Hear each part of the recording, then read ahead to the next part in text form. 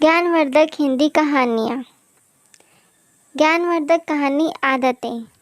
एक बार राजा भोज अपने प्रिय मंत्री के साथ कहीं सफ़र कर रहे थे। इस सफ़र के दौरान वे एक जंगल से गुजरे जिसके पास कई सारे खेत थे और एक खेत के पास एक किसान ज़मीन पर बिना कुछ बिछाए बड़े आराम से सो रहा था। उस किसान को इतनी शांति से सोते हुए देखकर राजा भोज बड़े आश्चर्यचकित हुए और वहीं ठहरकर उस किसान को ध्यान से देखने लगे।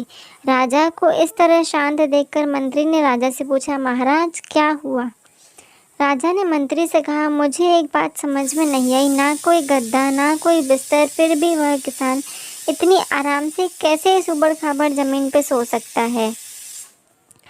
मंत्री थोड़ा सा मुस्कुराया और बोला, जेठ महाराज, यह कमाल है परिस्थितियों का और आदतों का।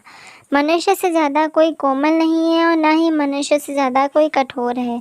परिस्थितियों के हिसाब से मनुष्य अपनी आदतें बना ही लेता है। मंत्री की बात राजा को ठीक से समझ में नहीं आई, इसलिए मंत्री ने कहा कि अगर ऐसा है तो इस किसान की परीक्षा ले लेते हैं। विचार विमर्श करने के बाद राजा और मंत्री उस किसान को राजमहल ले गए।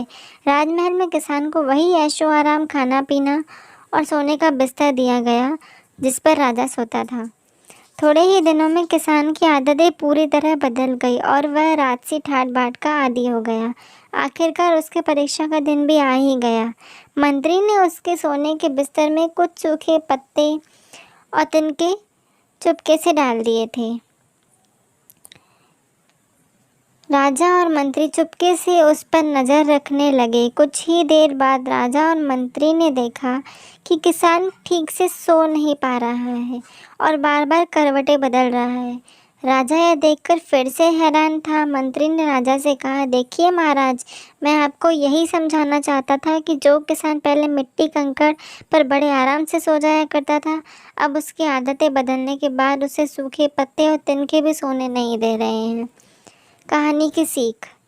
दोस्तों, यह कहानी हमें एक बहुमूल्य सीख देती है कि जीवन में चाहे जैसी भी परिस्थितियां आ जाएं, हमें उनसे लड़ते रहना चाहिए, क्योंकि मनुष्य का स्वभाव ही ऐसा है कि वह हर परिस्थिति के अनुसार अपने आप को ढाल लेता है और बुरे से बुरे समय में भी बड़े आसानी से निकाल सकता है। धन्यवाद।